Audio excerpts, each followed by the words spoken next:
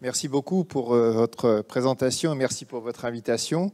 Je joue à domicile, ça c'est sympa pour moi. J'ai pris le bus, en 8 minutes je suis venu de l'hôpital.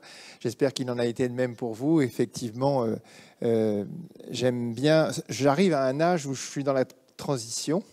Et donc, j'aime bien parler des seniors. J'ai fait effectivement plusieurs interventions et je suis allé à ce qu'on appelle la Haute Autorité de Santé, vous savez, l'organisme national qui impulse les bonnes recommandations, les bonnes pratiques de la santé pour les médecins.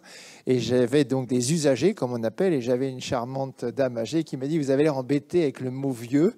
Alors, c'est vrai qu'on a toujours un problème avec les mots. Elle me dit, vous avez qu'à nous appeler les octoplus, puisqu'elle avait largement plus Et les octoplus me va aussi. Moi, j'utilise le mot senior parce qu'effectivement, c'est un âge comme un autre. On appelle les bébés, les nourrissons. Et ben, on est adulte, puis on devient senior. J'ai repéré, il y a quelques cheveux blancs dans cette salle. Ça me rassure. Mais évidemment, c'est un des témoins de notre passion pour notre santé. Alors, j'aime bien aussi je regardais sur vos documents, là, donc prévoyance, maladie, accident. On est dedans, quoi. Moi, je vais vous parler de la prévoyance. Donc, on va se placer comment arriver en bonne forme à la fin. Donc, tout le monde souhaite arriver le meilleur possible avec des exemples autour de nous. J'aimerais bien être comme lui, j'aimerais bien être comme elle. Et c'est ce qu'on va pouvoir voir sur certains aspects de la médecine. Je ne vais pas vous assommer de choses, mais vous montrer quelques niveaux de preuve quand même sur lesquels il faut s'arc-bouter à l'âge qui est le nôtre pour être un octoplus en pleine forme. Alors, j'aurai deux parties dans cet exposé. Vous voyez la perplexité des gens déjà avant de ma conférence. Le vieillissement, qu'est-ce qu'on peut en dire en termes de généralité? Je vais descendre parce que je sais que je vais descendre tout seul si je ne fais pas attention. Et puis, le vieillissement réussi, ce qu'on appelle en anglais le successful aging, qui est vraiment la dénomination la plus noble de ça. Alors voilà, je vous pose une question. Dans les 10 années qui ont suivi ou suivront, selon l'âge qui est le vôtre, votre cessation d'activité, je déteste le mot retraite, la cessation d'activité, vous souhaitez ou vous souhaitiez préserver votre autonomie, préserver votre indépendance, disposer d'une espérance de vie maximale, disposer d'une espérance de vie maximale sans incapacité, et puis profiter tout simplement, ce qui peut être pas mal. Alors vous avez un peu de temps. Bien sûr, je joue avec les mots. Vous connaissez pas, on n'a pas la même définition en médecine des mots nécessairement. Évidemment, votre choix. Alors l'autonomie, capacité de se gouverner soi-même, de se faire ses propres choix. Moi, j'y tiens. Pas trop qu'on marche sur mes plates-bandes personnelles. La dépendance, l'indépendance, c'est je veux bien marcher moins vite, courir moins vite, faire du vélo moins vite, ce que je fais tous les jours avec mes enfants, mais être dépendant m'embêterait un petit peu. Et puis, l'espérance de vie maximale. Alors ça, c'est une vraie question. La médecine, elle travaille avec des indicateurs, je vais y revenir dans cet exposé, dont font partie l'espérance de vie. Alors, donner des années supplémentaires ou donner des espérances de vie sans incapacité. C'est-à-dire, je garde la pleine et entière autonomie. Vous me voyez arriver doucement. Et puis, profiter tout simplement, c'est pas mal aussi. Mais il faut y venir doucement. Alors moi, évidemment, je valide l'autonomie, préserver votre indépendance. En fait, l'indépendance, c'est quelque chose de différent. Vous avez parlé d'arthrose. J'ai une maladie de cartilage, j'ai une arthrose, je ne peux plus marcher, je ne peux plus aller dans ma voiture, je ne peux plus aller en vacances avec mes amis. On me met une prothèse, je récupère tout. Je suis indépendant, de nouveau. Je perds mes capacités neurologiques, mes capacités de cognition. J'ai une maladie neurodégénérative. Là, les choses sont quand même beaucoup plus complexes dans la projection. Vous voyez la différence entre la dépendance, etc. Et actuellement, l'État ne parle que de dépendance, de 5e risque. Mais la cause de la dépendance peut être aussi neurologique. Vous voyez donc cette association. Alors, l'âge du senior, c'est 65 ans. J'ai expliqué à M. Sauzet que l'OMS en 68 à Genève. Je travaillais 2 ans à Lausanne, donc je connais un peu, j'ai l'accent aussi s'il faut. Non mais c'est n'importe quoi ce que tu dis. Et donc l'âge de l'OMS depuis 1968 pour redéfinir alors je vais utiliser un vieux, c'est 65 ans. Je suis contre cette allégation, surtout l'année prochaine. Alors, j'utilise cette petite photo parce qu'elle symbolise, pour moi, j'en ai 2-3 dans ma réserve. Il y a Paul Newman qui était ce conducteur d'automobile et qui est devenu pilote et puis après propriétaire d'une écurie. Et puis il y a John Glenn. Donc John Glenn, 62, il a 41 ans, il monte dans la capsule Mercury. Moi, j'ai vu la capsule Mercury au musée aéronautique de Washington. Je ne me montrais même pas au sol. Et donc, il est monté là-haut. Et puis, en 77, il veut faire sur Discovery, la navette, un vol. Entre ces deux périodes, une vie assez exceptionnelle. Et je pense qu'à 77 ans, quand on l'a remis dans la navette, on a dû faire quelques tests quand même pour vérifier, indépendamment de son 77 ans, qu'il restait tout à fait. En tout cas, sa passion l'a mené, sa santé, et ça me rassure, il avait perdu quelques cheveux. Alors les chiffres, vous en parliez, bon, allez, 15 millions de personnes de plus de 65 ans en France, 21%, et qui ne relèvent évidemment pas du qualificatif vieux. Nous sommes d'accord là-dessus. On qualifie une personne âgée par son âge, par son autonomie, par son indépendance fonctionnelle, par sa fragilité. Je l'ai mis 2 fois, vous veuillez m'en excuser, et je vais revenir sur tous ces mots-là. La fragilité, c'est ce que vous avez utilisé, que j'ai entendu moi à la maison quand j'étais gosse, c'était « il a pris un coup de vieux ». C'était l'exception qu'on citait en déjeuner de famille, puis à un moment, l'exception elle devenait moins exceptionnelle. C'est le coup de vieux. C'est peut-être vous avez des bridgers parmi vous, des joueurs d'échecs. Oh, mais il fait n'importe quoi. Hein, l'autre jour, vous voyez, ça, c'est le coup de vieux. En étant à jeun, évidemment, parce que sinon, c'est compliqué. Alors, on est 68 millions désormais en France. En Normandie, une population qui représente à peu près 5% de la population française. Très clairement, pour moi, avant 75 ans, je ne sais pas soigner les gens. Ça m'arrange parce que comme ça, aux urgences, je ne prends que ceux que je veux et je dis « Ah non, je ne sais pas, tu sais, moi, pas compétent ». Sérieusement, 75 ans est un âge qui justement correspond à cette évolution depuis 68 où la santé a fait des progrès colossaux, notre éducation, nos revenus nous ont permis d'être mieux soignés, bref, d'avoir un environnement social. Et 75 ans, c'est l'âge où globalement les professionnels de gériatres et les soignants en gériatrie au sens général considèrent que c'est là où quand même on a toujours un peu mal quelque part le matin. Un peu comme ça. Hein. Et c'est là où vous voyez apparaître dans les maisons un pilulier, des boîtes de médicaments dans les sacs à main des filles. Alors les hommes, on est tout à fait... toujours, on les donne à nos femmes en disant « tu me le donneras à table ». Alors on va à table, on prend l'anticholestérol, mais en même temps, quand même, il ne faut pas rigoler. Hein. Donc ça, c'est les chiffres un peu comme ça. Alors ce qui est plus intéressant, c'est ça. Là, ce sont des projections. Vous voyez, vous avez l'année, et puis vous avez la population au 1er janvier, et puis vous avez la proportion, le pourcentage des gens. Alors, vous voyez, je vais me placer dans les plus de 75 ans. Donc, vous voyez qu'en 2030, on aura à peu près 12% de personnes de plus de 75 ans. Alors ça, c'est un chiffre, mais ce qui est beaucoup plus intéressant, c'est ça. C'est qu'en 2030, nous y sommes. La proportion de gens de moins de 20 ans est identique à la proportion de gens de plus de 65 ans. Et ça, c'est la révolution. Ça, c'est la révolution sociale. Ça, c'est les emmerdements à venir. Pas parce que ça, c'est formidable, c'est ce qui va se développer. Il y a quand même beaucoup de jeunes gens actuellement aux alentours de la 20e année, ceux qui sont nés après les années 90, qui ont du mal hein, avec le travail, avec la société, avec la projection. Je n'ai pas dit qu'ils sont mal dans leur peau, je dis que c'est compliqué. Moi, j'ai des jeunes gens, ils sont internes, ils viennent faire une année d'internat, hein, moi j'en suis à un paquet d'années, et ils me disent je vais faire une pause de 6 mois parce que je n'arrive pas à faire mes loisirs. 26 ans. Je dis, ah ouais, quand même. Alors, quand vous leur dites qu'il faut travailler la nuit, alors là, haute dimension.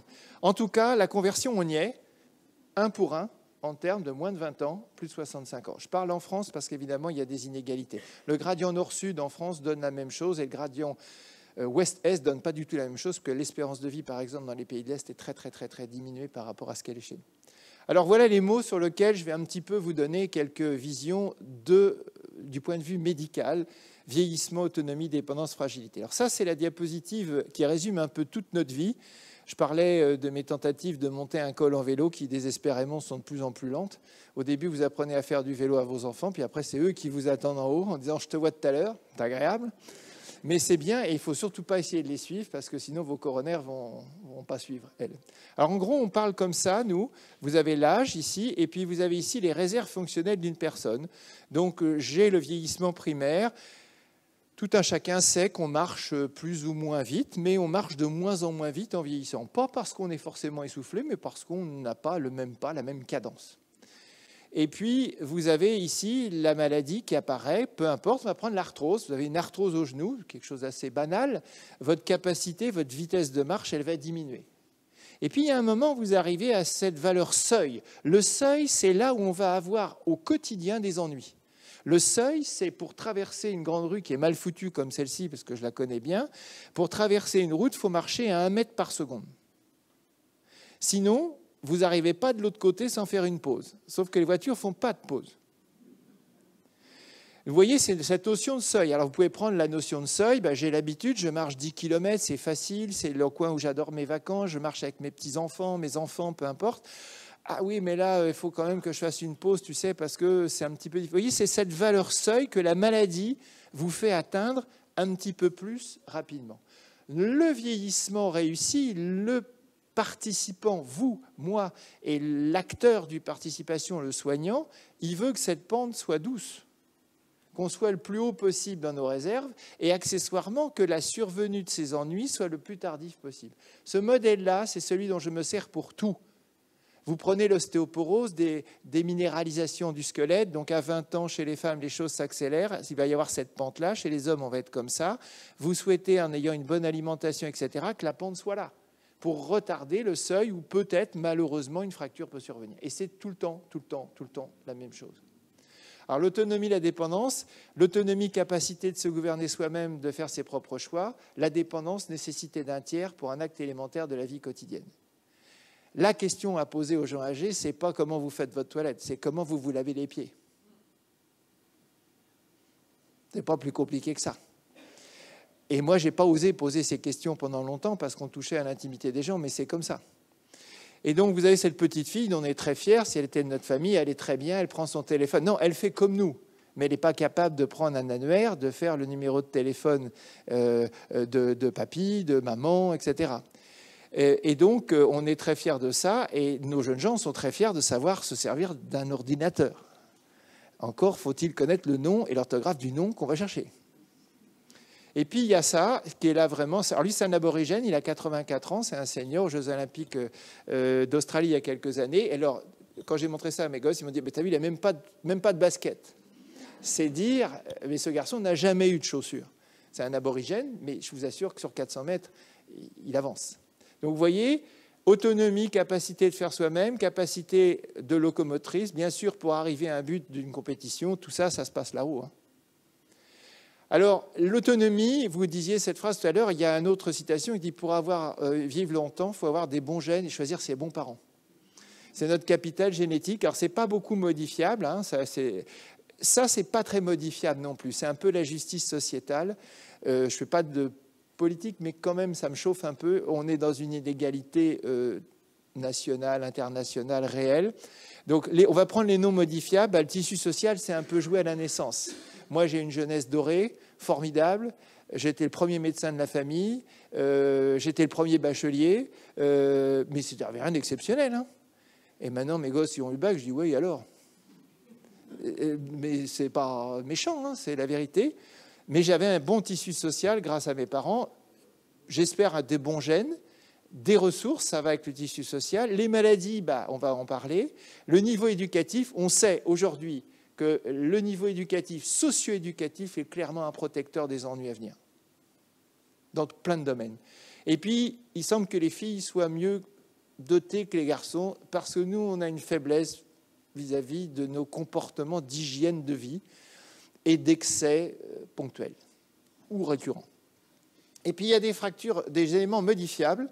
Je parle de l'autonomie, hein, capacité de faire ses propres choix, de se gouverner soi-même. Vous voyez, c'est la construction, là. La réserve cognitive, plus j'ai une autre réserve cognitive, plus je vais préserver longtemps. Moi, j'ai eu la chance de voyager dans le TGV avec Jean d'Ormesson. Ouais, je me sentais très, très con, hein. Faut le reconnaître, hein, je veux dire. Mais quand je l'ai vu marcher au bras de son accompagnatrice à la gare de Lyon, j'ai dit, ah, quand même, il est un peu dépendant. Ça me faisait pas plaisir, mais je disais, ah, quand même. Bon. Mais vous savez, avec son œil bleu, et puis il était séducteur au possible. Enfin, c'était bon, magique. Nutrition, pas n'importe quelle nutrition. L'environnement, les toxiques, c'est là où l'inégalité sociale parle fort. Hein. On est sur le doc, là. Le doc, moi, quand je suis arrivé en 84 pour le concours d'internat, c'était la zone en face. Hein. Il n'y avait que des tas de charbon, hein, et des fumées qu'on ne restait pas dehors, là. Hein. Et puis, les pathologies accessibles, la pression artérielle, la tension, je vais en reparler beaucoup. Alors la fragilité, je vous en ai parlé, c'est une définition, elle est assez immangeable. Diminution des capacités d'une personne qui altère ses capacités d'adaptation en cas de stress. Autrement dit, c'est celui, on se dit, il est quand même bien, il a sa prothèse, il a son opération du cœur, et puis il prend cher. Et 6 mois après, il n'a pas récupéré. Vous voyez, c'est ce stress qu'est l'opération qui va, parce qu'il avait une réserve qui était entamée, le faire passer, vous savez, avec ma flèche là, sous le seuil, sous le truc de flottaison. Alors, il y a des processus continus, etc. Ce n'est pas pareil que la comorbidité.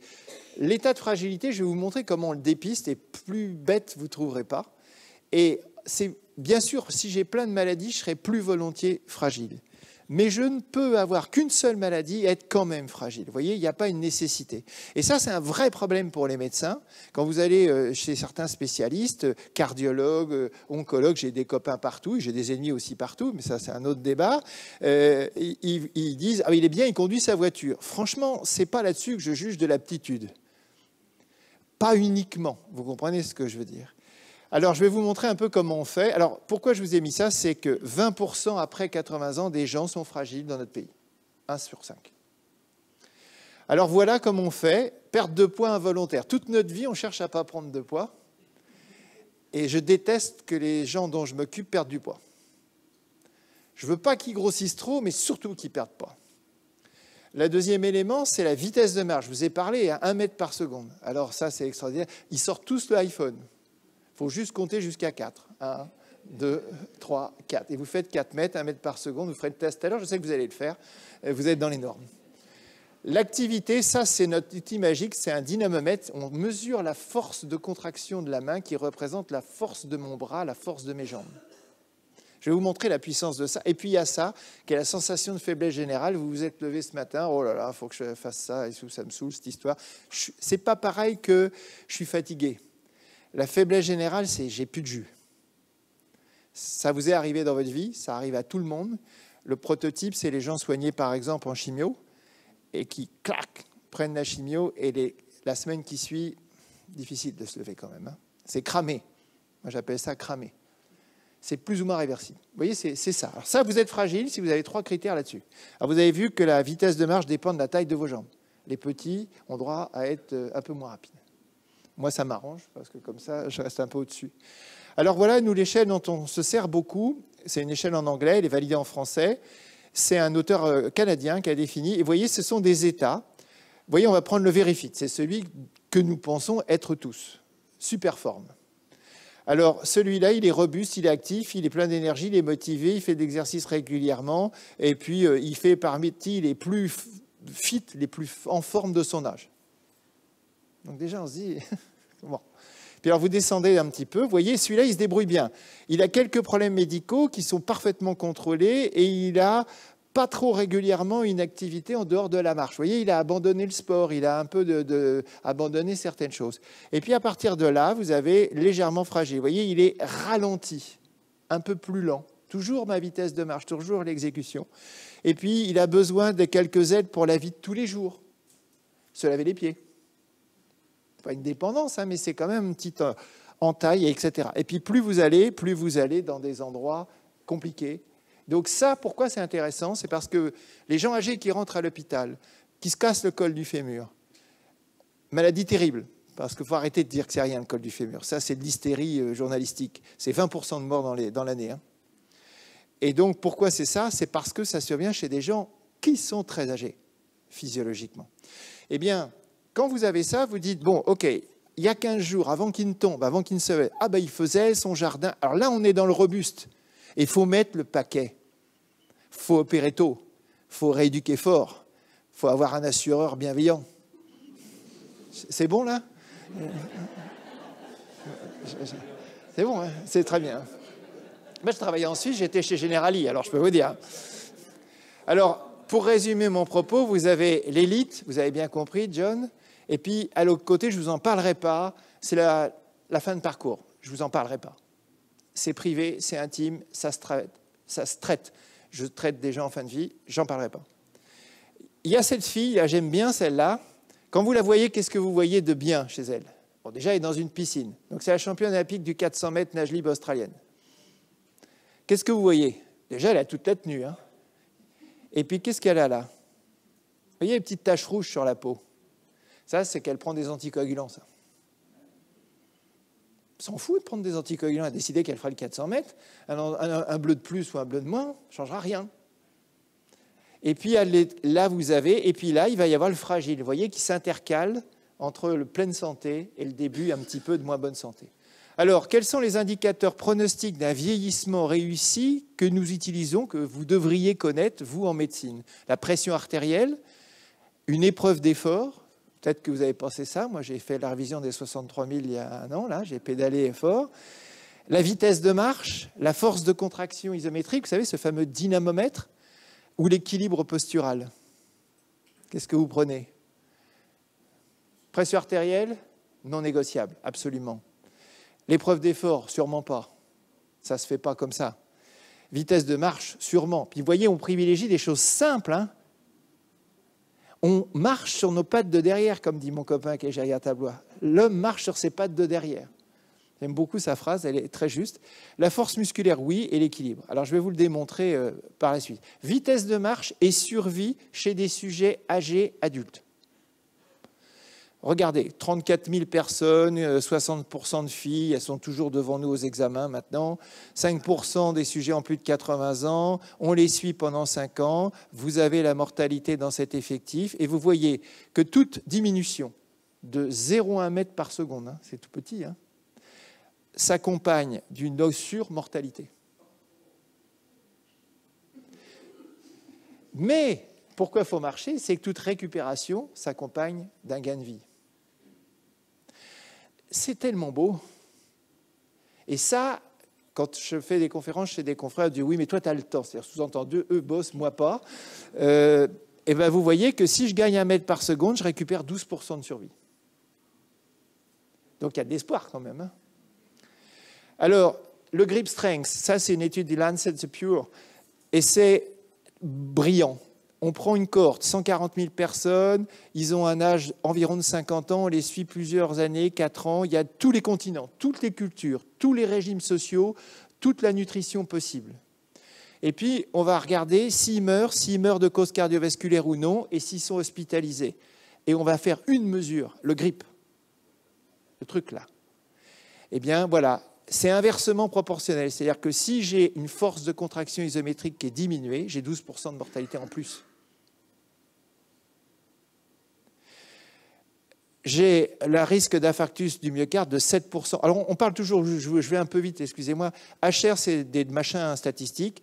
Quand vous êtes au-delà de 1, c'est un surrisque. Quand vous êtes en dessous, c'est un bénéfice. Donc là, ça veut dire que j'ai 17% de plus de faire un décès de cause cardiovasculaire. Ça veut dire que j'ai 7% de probabilité de faire un infarctus du myocarde en plus, et j'ai donc 7% de faire un AVC. Quand j'ai une faible force, j'ai des moins bons indicateurs de survie à travers les continents. Un indicateur qui est supérieur à la pression artérielle, et c'est bien sûr ce truc, c'est ça qui est génial, c'est que vous dites qu'est-ce que c'est que ce machin-là. Alors ça coûte 400 €, ça. C'est très lourd. Et c'est reproductible, c'est ça qui nous intéresse.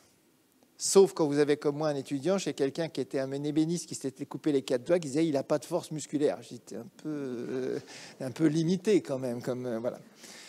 Mais c'est aussi corrélé au risque de chute, à la survie, à la comorbidité. Vous voyez, c'est cet état, c'est bien la résultante de notre santé et du bien vieillir qui permet d'avoir une bonne contraction isométrique en vieillissant et d'avoir donc de bons indicateurs de survie.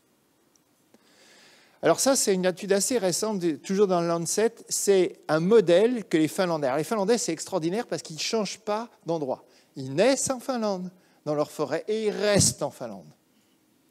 Et ces cohortes sont extrêmement intéressantes parce qu'elles sont très homogènes. Ils restent tout le temps dans un système qui est ultra protégé sur le plan sociétal. Alors voilà ce qu'ils ont proposé. 6 critères définissant le vieillissement en santé. Alors déjà, quand on commence à cocher ces cases, on se dit « je ne suis pas dedans, là, ça ne m'arrange pas ». J'ai beaucoup de maladies chroniques qui sont basées sur, en gros, l'équivalent du registre de notre sécurité sociale où vous avez votre pédigré, versus, je n'ai pas de maladie, hein, vous comprenez bien, j'ai des fonctions cognitives normales, alors nous, c'est la photographie de la cognition, j'ai une capacité de faire le SPPB. Le SPPB, c'est encore aussi tellement... Vous vous asseyez sur une chaise, comme ça, vous mettez les bras de la personne, vous dites, vous allez vous lever 5 fois de suite. Qu'est-ce que vous faites quand vous levez 5 poids de suite? Vous tirez sur vos muscles. Vos muscles, c'est votre capital protéique, c'est votre force, etc., etc. Et ça, c'est faisable dans n'importe quel cabinet médical. Et comme il y a toujours 4 mètres entre le bureau du docteur et la salle d'attente, on peut aussi faire une vitesse de marche. Et si on leur dit première porte à gauche et qu'ils vont au bout du couloir, il faut vérifier la cognition. Les états dépressifs, bien sûr, qui altèrent profondément la vie. Là, c'est nouveau pour moi de lire ça, c'est l'état douloureux chronique. Les médecins ont pendant très longtemps négligé la douleur. Et c'est normal d'avoir mal quand on est âgé. Et maintenant, on fait beaucoup plus attention à l'état douloureux, on les évalue plus souvent, on a des combinaisons de traitements. Et c'est un outil de bonne santé. Tout le monde a mal, sauf que si vous avez vraiment envie de faire quelque chose, vous dites bah, rien à foutre. Voilà, si je vais au ski, même avec un genou pas en vrac, je vais au ski. Et puis, vous avez l'état fonctionnel social. Donc, vous voyez, c'est des modèles. Alors, il s'agit d'un étal, hein. Vous imaginez la macroscopie des choses. Alors, j'en ai fini sur les définitions, puis on va dire ce que vous faites, je le souhaite, et ce que vous devriez peut-être faire à l'issue de cet exposé, soyons croyants. La cognition. Alors, la cognition, ça nous fait tous peur. Enfin, personnellement, moi, beaucoup plus, parce que je travaille beaucoup avec des gens qui ont des problèmes cognitifs. Et ce chiffre me rassure quand même. La moitié des gens de plus de 50 ans se plaignent de leur mémoire. Donc là, il y en a quand même un certain nombre qui disent « c'est pas comme avant ». Qu'est-ce qu'on a oublié? Moi, si vous me demandez le titre de l'avant-dernier livre, je suis incapable de vous le dire. L'auteur, c'est pareil, mais je me rappelle de cette histoire. Ça, c'est la mémoire. Mais comment il s'appelle cet acteur? Vous voyez ce que je veux dire? Ça n'a strictement rien à voir avec la mémoire sémantique ou historique, j'en sais rien, Charlemagne, qu'on utilise depuis qu'on est petit. Bon. Pourquoi je vous parle de ça? C'est parce que la mémoire, c'est un truc très compliqué, mais si vous êtes anxieux, vous aurez des problèmes de concentration et de mémoire.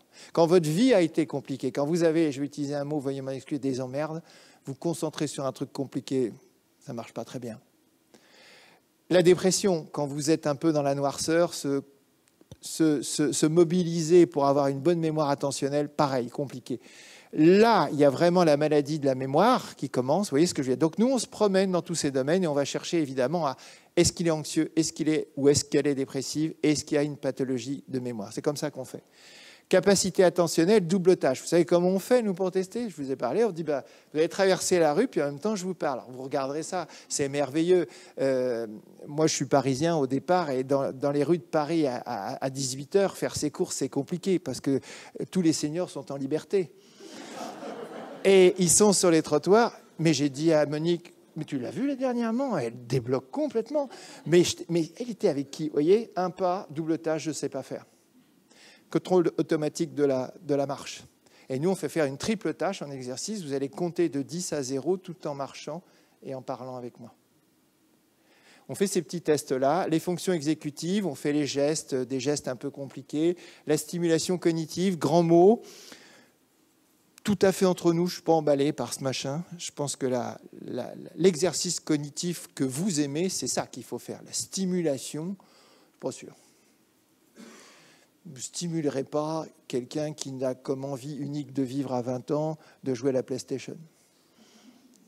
Durablement, vous comprenez ce que je veux dire? Durablement. Ce n'est pas une projection. Que ce soit un loisir, ça vous fait plaisir. Moi, j'ai mes fils qui ont maintenant largement passé 30 ans, qui ont fait une partie de PlayStation parce qu'ils se sont retrouvés entre copains. On s'est barrés, nous, parce qu'on était hors décalage. Il y a des ennemis, le tabac, l'hypertension, le diabète mal équilibré, et il y a quelques amis, les antioxydants. Alors bon, mon nom est célèbre en Bourgogne, c'est pas de ma famille, j'y peux rien. Je vous présente cette étude, c'est une étude qui a été faite par nos collègues de Bordeaux, et qui ont montré qu'un verre de vin, c'est mieux que pas de vin du tout, parce que dans le vin, il y a des tanins et des polyphénols qui sont bons pour l'oxygénation du cerveau. Moi, je crois beaucoup à ces médicaments. Alors comme ça c'est bon, c'est un petit château Angélus. Bon, évidemment, il faut avoir les moyens. Alors ça c'est très récent, c'est tout à fait passionnant et c'est moteur et c'est motivant. C'est là, il s'agit bien de l'état démentiel. Prenons l'exemple de la maladie d'Alzheimer, si vous le voulez. Et puis, c'est tout ce que les scientifiques ont démontré comme des facteurs. Je vous ai montré tout à l'heure, vous savez, il y avait le sexe, le capital génétique, le niveau social, il y avait des choses modifiables et non modifiables. Et là, ils se sont intéressés aux éléments modifiables. Et je vous montre ça parce qu'évidemment, c'est la santé. Alors ça se présente comme cet escargot, et vous avez un chiffre en face de pourcentage qui vous... Premier chiffre qu'il faut voir, c'est 40% des facteurs qui peuvent entraîner la survenue d'un état démentiel avéré sont modifiables. C'est quand même une donnée relativement nouvelle de quantifier ça. Et alors, parmi ces facteurs, vous voyez que le diabète représente 1%. La pollution de l'air, moi j'ai découvert ça dans des foyers, par exemple dans les grandes villes d'Asie, où la proximité des voies rapides vous fait que votre état cognitif est moins bon. Je ne sais pas pourquoi, mais c'est comme ça. Vous avez ici l'inactivité physique, l'isolation sociale, la dépression, le fumer. Donc vous voyez, vous pouvez quand même sur ces facteurs-là agir. La société peut agir, l'individu peut agir. Et puis alors, c'est un petit peu plus noir, je vous prie de m'en excuser. Ça me semble à la vie. Alors là, il s'agit à la vie avancée. Vous savez bien, little life, c'est vraiment quand on est vieillissant. Et là, c'est la vie moyenne. Alors là, je ne vous donnerai pas la définition de moyen, mais regardez ça. 8%, c'est la perte d'acuité auditive. Vous prenez peut-être les bus, moi c'est mon cas, je suis plus pressé maintenant, j'ai plus d'enfants qui pleurent à la maison. Tout le monde a des écouteurs. Hein. Là, on est en train de fabriquer beaucoup de déficits auditifs qui sont clairement la privation sensorielle négligée ou accessoirement non compensée parce que ça a un coût, le traitement de la surdité, va entraîner des dégâts cognitifs.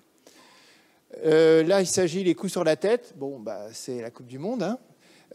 L'hypertension artérielle, la prise d'alcool et l'obésité. Vous voyez, ça, c'est à la vie moyenne. Il faut travailler sur les oreilles, sur les coups sur la tête, sur l'hypertension artérielle, sur la consommation d'alcool, sur l'obésité et plus tard. Vous voyez. Et ça, vous modifiez un peu ces 40% et donc vous réduisez l'incidence des maladies. Exercice physique. Toujours, celle-là, elle a 88 ans. Elle est lancée du poids, et ce que j'adore, c'est qu'elle a gardé sa bague. Et j'aime beaucoup regarder et accessoirement, elle est bien coiffée. Hein. Parce que moi, je regarde toujours deux choses. Quand les dames viennent en consultation, c'est comment elles sont habillées, comment elles sont coiffées. Et les hommes âgés, c'est ce qu'ils sont rasés. La génération des 30A, Kata, Quinca, c'est la barbe de 2 jours. La génération des Octoplus, c'est tous les jours ils se rasent. Alors, ils en oublient des bouts, des fois, mais ça, c'est pas... mais c'est pas ça qui. Mais vous voyez, c'est le changement d'habitude qu'il faut photographier toujours. Des dames âgées, moi j'en ai qui viennent, je les vois beaux cheveux, bien coiffés, tranquilles. Il y a de la société derrière, il y a des familles, on arrive à faire des choses. Ça se fait comme ça. Alors l'exercice physique, là il s'agit d'activité physique et de la survenue des maladies chroniques. Vous voyez, je fais de l'exercice physique et qu'est-ce que ça fait sur ma santé, sur les maladies chroniques? Alors, c'est une cohorte européenne, 20 pays, et c'est une cohorte justement de retraités, qui est la cohorte Cher, qu'on connaît bien. Et ils ont fait une activité physique via un auto-questionnaire, et ils ont défini 2 niveaux d'activité physique soutenue, c'est 1 fois par semaine, ou 3 fois par semaine, c'est vraiment intensif. Vous voyez, il y a 2 niveaux d'activité physique. Alors voilà, la question qu'ils disent, c'est est-ce que votre médecin vous a déjà parlé d'une maladie cardiovasculaire, d'un AVC, d'un cancer ou d'un diabète? Eh bien, tous les médecins ne le font pas. Ils vous soignent pour votre tension, mais ils ne vous disent pas pourquoi. Pas toujours. Et on a besoin de piqûres de rappel. Et plein d'autres exemples. Donc, ils vont mesurer les nouveaux cas de ces maladies. Alors là, vous avez les maladies cardiovasculaires, les AVC, le cancer et le diabète. Cette population est composée comme ça. Ils avaient un âge moyen de 63 ans. Quand vous prenez l'activité modérée, hein, c'était 1 exercice par semaine, hein, je crois, et c'était 3 fois dans l'activité soutenue, vous retrouvez que les maladies cardiovasculaires dans la marche tranquillou ne sont pas modifiées, il n'y en a pas moins. Par contre, il y en a 20% de moins quand je fais une activité, cette fois-ci, qu'on va dire à caractère sportif. Je n'ai pas dit de compétition, j'ai dit être essoufflé. Vous voyez ? Les AVC sont dans l'activité physique modérée, c'est quand même magique. 30 minutes de marche par semaine, c'est 27% de réduction des AVC. Malheureusement, ça ne marche pas tellement sur le cancer et ça réduit, ça on le sait, de 20% les complications du diabète. Donc vous voyez, l'exercice physique, même modéré, et a fortiori un peu plus soutenu, a des propriétés cardiovasculaires positives et bien sûr donc sur la survie des gens. Alors j'en viens à la pression artérielle, ça j'adore, c'est le premier tensiomètre. Et puis ça, c'est le cadeau qu'on vous fera. Si vous ne l'avez pas fait, à 50 ans, tout le monde a un tensiomètre. 42 balles livrées sans pile. Non, mais c'est du vécu. Et ça s'appelle un home run. Je vous conseille celui-là, il est pas mal. Et il est assez simple. Pendant longtemps, chez les médecins, on prenait votre tension, à peine déshabillé ou à peine rhabillé, et puis dehors. Et puis, c'était comme ça. Puis on a appris un peu à prendre au repos. Mais normalement, c'est 5 à 10 minutes. 5 à 10 minutes, c'est le temps d'une consultation chez votre généraliste. Donc, c'est compliqué. Et maintenant, peut-être vous le faites entre vous, c'est l'automesure. Vous vous achetez ça, 3 x 3 x 3, 3 jours de suite, 3 le matin, 3 le soir. Le matin, vous vous levez, vous n'avez pas pris votre café, vous vous installez sur votre table, vous mettez votre bras comme ça, à moitié dans le gaz, et vous déclenchez. Vous faites 3 mesures. Le soir, vous faites 3 mesures à distance de votre dîner avant de votre coucher, et vous faites ça 3 jours. Vous faites 18 mesures, on fait la moyenne, et c'est la vraie tension qui est la vôtre à la maison, pas chez le cabinet du docteur ou quand on arrive entre deux portes. Et avec ça, on définit si vous êtes dans la case trop de tension ou pas assez de tension. Ça s'appelle l'automesure. Alors j'en viens aux exemples. Ça, c'est un collègue qui m'a gentiment alerté là-dessus. C'est le bulletin épidémiologique hebdomadaire. C'est un truc qu'on lit assez volontiers parce que c'est sur des grands sujets de santé et s'il s'agit de la journée mondiale sur l'hypertension artérielle. Je vous ai mis ça parce que moi, j'ai découvert ces chiffres alors que c'est mon boulot a priori. Alors, vous voyez, c'est ce qu'il faut savoir sur l'hypertension artérielle. Donc, en gros, un adulte sur 3 est hypertendu. Ça me rassure. Je suis rentré dans la case l'année dernière. Je faisais mes automesures, 138, 139, 142, d'où mon épreuve d'effort et mon petit comprimé. Et la vigilance de mon épouse. Un hypertendu sur 2 reçoit un traitement, ça veut dire qu'un sur 2 n'en prend pas. N'en prend pas, on ne lui en a pas prescrit. Un hypertendu sur 4 a une pression contrôlée. 3 sur 4 n'est pas contrôlée. 17 millions, le chiffre de la pression artérielle moyenne, les spécialistes d'accord, ça, tout ça, ça ne nous intéresse pas, ça ne intéresse pas. Le dépistage, 84% de la population a une mesure de la pression artérielle dans l'année. Bon, je ne sais pas si c'est beaucoup ou pas, tout dépend comment. Et puis un hypertendu sur 2, c'est même pas qu'il est hypertendu. Et alors où c'est plus grave, c'est ça. 60% des hypertendus ont un traitement, un seul traitement, 40% en ont plusieurs. Là, vous avez les têtus, 93% disent que ça ne sert à rien parce que la tension, ça fait pas mal. Et puis là, vous avez là, les chiffres, hein, regardez ça. Ça, c'est nous, ça. C'est vous, c'est moi. 40% des gens qui sont traités n'observent pas régulièrement leur prise de médicaments. 50% des gens de 50 ans qui font un infarctus, qui vont recevoir 5 médicaments, interrompent plus ou moins un ou plusieurs de leurs médicaments dans les 6 mois qui suivent l'infarctus. Et ça, c'est personnel. Je travaillais en Suisse, l'inscription au club de sport est réduite si vous contrôlez votre tension, etc. Et votre assurance santé aussi. Alors ça, c'est aussi pour répondre aux On a vécu une période de 2 années un peu compliquée et avec les sceptiques, j'ai eu quelques mots, notamment sur l'intérêt des vaccins et tout. Je me suis beaucoup fâché. Moi, j'ai perdu des dizaines de personnes dans le service du Covid. Ça ne m'a pas du tout satisfait, ce discours de « vous y croyez, vos vaccins ». Donc, je me suis beaucoup fâché. Et ça, c'est en fonction de l'âge, est-ce que traiter l'hypertension artérielle est utile ? Vous voyez ? Alors, regardez ça, il s'agit de faire baisser la pression artérielle de 5 mm. C'est-à-dire j'ai 140, on me met à 135. 5 mm, ce n'est pas l'exploit de l'année. Et là, vous avez ici donc le suivi de ces malades, et puis vous avez les événements cardiovasculaires majeurs qui surviennent. Alors, les événements cardiovasculaires, c'est tout ça. C'est décès d'AVC, décès d'infarctus du myocarde. Vous voyez, c'est toute cette entité vasculaire. Et bien, à chaque fois que vous soignez les gens, en fonction de ce groupe d'âge, vous voyez, la groupe, alors je suis un peu... Plus de 85 ans, c'est les verts, et bien vous avez un bénéfice sur ces événements majeurs de réduire de 5 mm, au même titre que si vous le faites chez des gens en jaune qui ont 55 à 64 ans. Donc le bénéfice de traiter les gens, il est persistant tout au long de la vie, quel que soit l'âge des gens.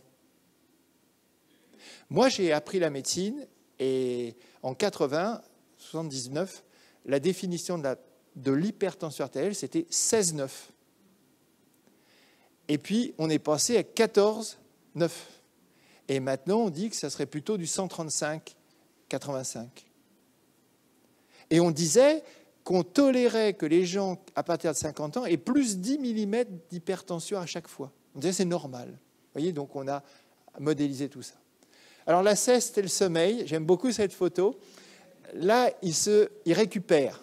Il ne dort pas. Hein. C'est le président de la Créa, donc voilà. Et puis il y a deux qui sont assez beaux, mais eux, ils sont très bien. Hein. Moi, ils sont bien installés. Et alors, je vous parle de ça parce que c'est un vrai souci en vieillissant. Et ça, tout le monde le dit. Le sommeil est fractionné, les réveils sont fréquents. Bon, est-ce que c'est pathologique? Non. Mais ce n'est pas perçu comme une qualité de sommeil comme avant. Moi, j'ai des fils, ils se couchent à 2 heures, ils se réveillent à midi. Ils se couchent à 10 heures, ils se réveillent à 10 heures. Et encore, c'est pour aller jouer au tennis. Hein, sinon, voilà. Mais ils décalent. La sieste, elle n'est pas du tout mauvaise, mais elle doit être limitée. Moins de 30 minutes. Moi, j'ai soigné un préfet qui me disait, mais je dis, vous ne dormez pas, vous? Il me dit, bah, pas beaucoup. Et il me dit, mais je fais une petite sieste. 8 minutes. Il coupait le téléphone, etc. 8 minutes, c'est micro-sieste. Ça fait un bien fou, hein. Mais au-delà d'une demi-heure, c'est pathologique. Et c'est différent, je répète, la fatigue de l'épuisement. Hein. Je vous redis les choses. Alors ça, c'est hypnotique, chute et sommeil. C'est l'association entre tous ces problèmes. Vous allez voir comme ils ont fait. Population de seniors retraités qui se disent être insomniaques pour certains d'entre eux et ou qui consomment des hypnotiques. Alors où c'est compliqué, c'est que c'est les docteurs qui prescrivent. Et c'est la plus grande des prescriptions, je ne dors pas, pim. Et ils ont un risque, est-ce qu'ils ont ou pas un risque supérieur de chute? Un risque supérieur de chute grave et un risque de récidive de chute. Vous voyez, on teste, j'ai des troubles de sommeil, je le dis, et je prends des hypnotiques. Et vous allez voir, les chiffres, ils sont... Alors, vous voyez, j'adore la simplicité, parce que c'est celle que je retiens le mieux, comme ma mémoire flanche un peu. 22 000 personnes aux États-Unis. Est-ce que vous êtes tombé au cours des 2 dernières années? Si oui, combien de fois? Cette question est majeure, majeure. 30% des gens depuis 65 ans tombent au moins une fois dans l'année et 30% des gens qui sont tombés retombent. Deuxièmement, combien de fois vous vous réveillez la nuit? Est-ce que vous vous réveillez précocement? Est-ce que vous avez des difficultés pour vous rendormir? Si vous n'êtes pas dans ces cases-là, voilà. Je ne parle pas de la mauvaise journée avec votre chef, hein, ça c'est un épiphénomène. Et au cours des dernières semaines, avez-vous pris des somnifères? Alors vous allez voir, 10 000 personnes, 45% plus de 75 ans, 35% on retombe sur le tiers, tombe au moins une fois dans l'année, dans les 2 années, et 60% 2 fois. Dans 30% de ces chutes, il y a une complication, un bleu, une fracture que vous souhaitez. 41% disent qu'ils ont un trouble du sommeil et 21% ont pris des somnifères. Alors c'est bien, c'est pas bien, j'en sais rien. Mais ce qu'il faut, c'est croiser avec ça. Vous allez voir, le groupe contrôle, c'est j'ai pas d'insomnie et j'ai pas d'hypnotique. Vous voyez, c'est je vis ma vie. Alors on compare ça, on va se mettre là, si vous voulez bien. Pas d'insomnie et je prends un hypnotique. 76% de risque de chute supplémentaire. J'ai de l'insomnie et je ne prends pas d'hypnotique, et ben je me casse la figure dans 25% des cas. J'ai les deux et j'ai 40% de probabilité. Donc on sent bien le poids du médicament comme risque surajouté. Là, il s'agit de chutes graves. Hein. Et puis bien sûr, les chutes récurrentes, ben, vous retrouvez la même chose. C'est-à-dire la récidive de chute est entretenue par ces médicaments. Moi, j'avais une maman qui était une toxicomane, qui prenait des vieux mégadons. Alors ça s'appelait, vous avez peut-être connu ça, c'est Mogadon, ça vous parle? Alors elle appelait ça son moraton, elle. Et puis elle en a mangé beaucoup d'autres. Elle avait vraiment un mauvais sommeil, elle s'en plaignait beaucoup. Et puis la vie a fait qu'elle est rentrée en maison de retraite parce que c'était nécessaire. Et je dis, mais dis donc, tu prends plus... Elle me dit, oh, je prends rien du tout. 10 heures, je suis au lit, 8 heures du matin, je me réveille. Et C'était avec un rythme de vie recalé, avec une ambiance apaisante. Donc les hypnotiques, tout ça, c'est de l'addiction très forte et c'est de la mauvaise prescription chez les médecins. Un hypnotique, ça vous fait gagner 6 minutes de sommeil profond. Un petit verre de blanc, même résultat. Hein. Je ne sais pas, hein, un petit Chablis, ou, je sais pas, prenez ce que vous voulez. Je dis ça, je dis rien, moi. Alors, il y a beaucoup de dames parmi nous et elles sont un peu plus nombreuses en vieillissant. Bien sûr, cette entité de l'ostéopérose et des fractures.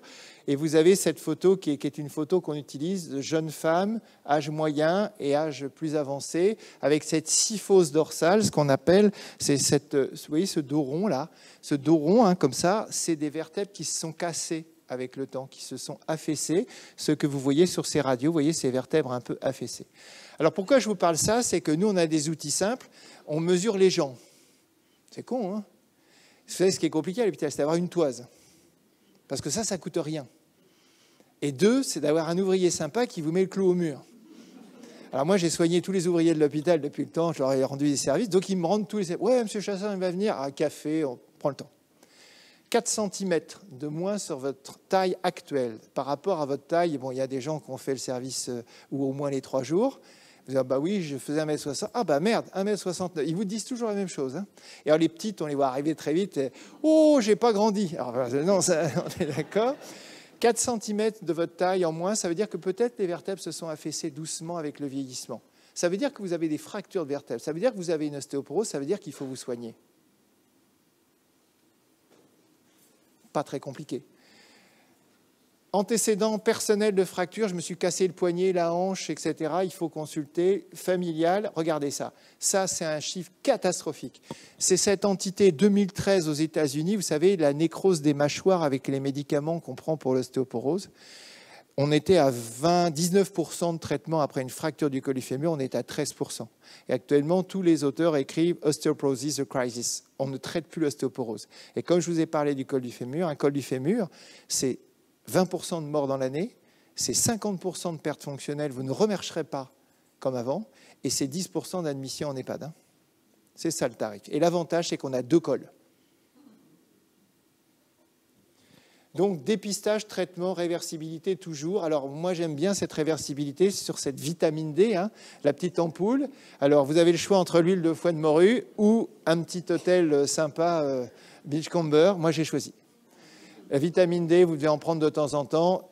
Dans un congrès de gériatrie à Ostende avec des copains belges, ils avaient fait une présentation fabuleuse en disant « Vous pouvez vous faire tester au bout du doigt votre taux de vitamine D ».